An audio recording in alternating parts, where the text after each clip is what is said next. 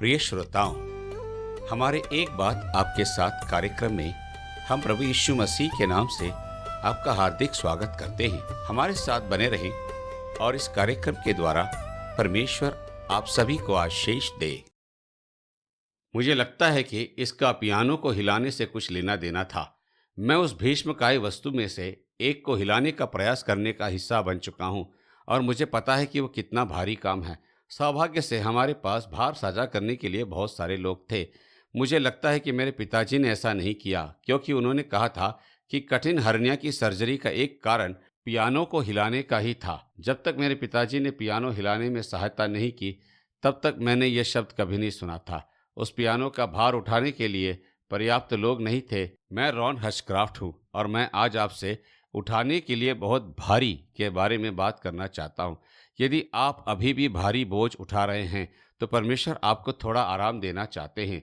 उनकी यह इच्छा कभी नहीं थी कि आप बोझ इतना अधिक उठाएं कि आप घायल हो जाएं। मैंने गिनती की पुस्तक 11 अध्याय में पाया है जो पद 13 में शुरू होता है कि यह परमेश्वर का वचन आज के लिए हमारा शब्द है। संभव है कि आप मूसा की अपने प्रभु से की गई इस हृदय की पुकार को पहचान सके। मैं अकेला इन सबों का भार नहीं संभाल सकता। क्या आप वहाँ हैं? क्योंकि यह मेरी शक्ति के बाहर है। मैं आपको बताता हूँ, मैंने ऐसा अनुभव किया है और संभव है आपने भी किया हो। यहोवा ने मूसा से कहा, इस्राएली पुरनियों में से 70 ऐसे पुरुष मेरे पास इकट्ठे कर जिनको तू जानता है कि वे प्रजा के पुरनिय और उनके सरदार है, और मिलाप वाले तंबू के पास ले आ कि वे तेरे साथ खड़े हों, और जो आत्मा तुझ में है उसमें से कुछ लेकर मैं उनमें समवाऊंगा और वे इन लोगों का भार तेरे संग उठाए रहेंगे। स्पष्ट रूप से ये कहें तो इसे नेतृत्व हर्निया से कैसे बचे कहा जा सकता है, जो अक्सर उसी चीज के कारण होती है जो भारी बोझ उठाने वाले व्यक्ति को शारीरिक रूप से घायल कर देता है। भार साझा करने वाले पर्याप्त लोग नहीं होते। यदि आप काम से बोझिले हैं तो आप अपने प्रभु से एक प्रतिज्ञा के रूप में गिनती की पुस्तक 11 अध्याय का 17 पद का दावा करना चाहेंगे। मत्ती 11 अध्याय के 29 पद में प्रभु यीशु मसीह ने कहा, मेरा जुआ सहज है और मेरा बोझ हल्का है। यही वो प्रतिज्ञा है। जो आत्मा तुम पर है मैं उसमें से लूंगा और उस आत्मा को उन पर डालूंगा।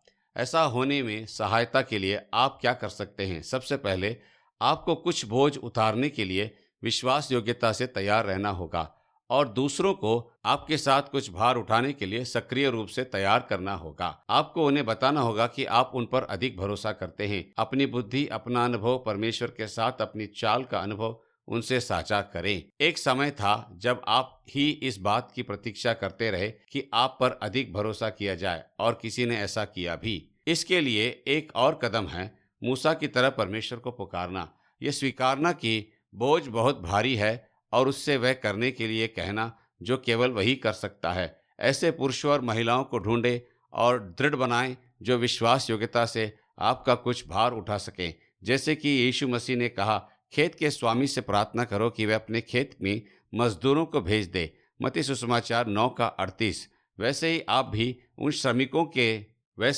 उन श्रमिकों में से एक हो सकते हैं जिनके लिए परमेश्वर का कोई अतिभार उठाने वाला सेवक प्रार्थना कर रहा है, और आपका परमेश्वर आपको स्टैंड में बाहर निकालने और खेल में शामिल करने के लिए बुला रहा है।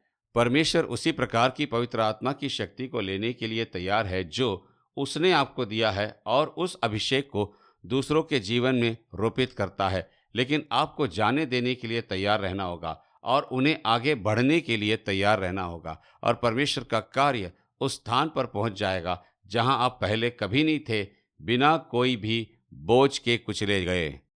अधिक जानकारी के लिए हमें listenersfeedback@gmail.com पर ईमेल करें। व्हाट्सएप, कॉल, SMS के लिए 8523047990 पर हमें संपर्क करें। धन्यवाद।